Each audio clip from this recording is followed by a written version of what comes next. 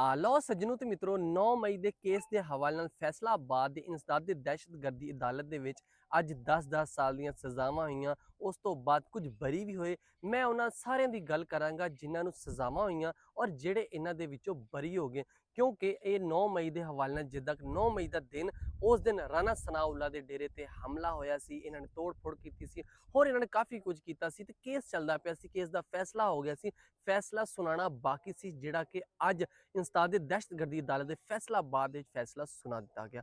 ਤੇ ਹੁਣ ਮੈਂ ਨਾਮ ਲੈਣਾ ਵਾ ਜਿਨ੍ਹਾਂ ਨੂੰ 10-10 ਸਾਲ ਦੀ ਸਜ਼ਾ ਹੋਈ ਹੈ।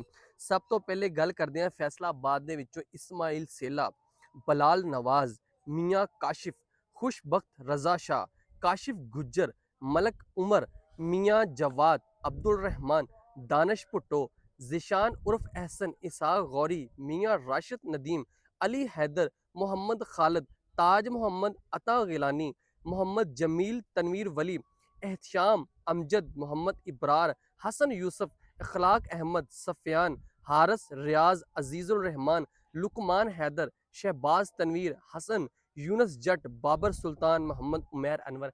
ਇਹ ਉਹ ਕਾਇਦੀਨ ਸੀ ਜਿਨ੍ਹਾਂ ਨੂੰ 10-10 ਸਾਲ ਦੀਆਂ ਸਜ਼ਾਵਾਂ ਹੋ ਚੁੱਕੀਆਂ। ਹੁਣ ਆਪਾਂ ਗੱਲ ਕਰਦੇ ਹਾਂ ਜਿਨ੍ਹਾਂ ਨੂੰ 3 ਸਾਲ ਦੀ ਸਜ਼ਾ ਹੋਈ ਆ।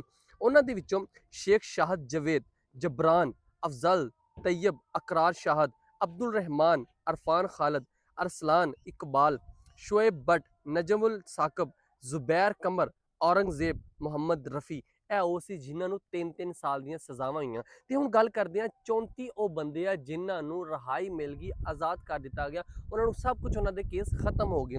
ਤੇ ਉਹਨਾਂ ਦੀ ਗੱਲ ਕਰਦੇ ਹਾਂ ਮਖਤੂਮ ਜ਼ੇਬ ਕੁਰैशी, फवाद चौधरी, सैयद अमाद अली शाह, जुल्फ़कार भुट्टो, अली ज़ेब, मलक साजिद, मुस्तफ़ा, मलक चांद, मोहम्मद अहमद साबर, नवीद खान, जाज फरहान, हमज़ा हकीम, मोहम्मद हमज़ा, मोहम्मद सलेमान, फ़रकान, अरसन जवाद, मोहम्मद असगर, वसीम यूनस, शाहद जवेद, मोहम्मद शकील, मोहम्मद काशिफ तैमूर, तैमूर रहीम, मोहम्मद नईम अकरम, मोहम्मद यकूब, मलक शरफ, वकास सलीम। ਇਹ ਉਹ ਸੀ ਜਿਨ੍ਹਾਂ ਨੂੰ ਰਿਹਾਈ ਮਿਲ ਗਈ। ਟੋਟਲ ਗੱਲ ਕਰਦੇ ਹਾਂ ਤੇ ਜੇ 17 ਉਹ ਕਾਇਦੀਨ ਸੀ ਜਿਨ੍ਹਾਂ ਨੂੰ ਸਜ਼ਾ 10-10 ਸਾਲ ਦੀ ਹੋਈ।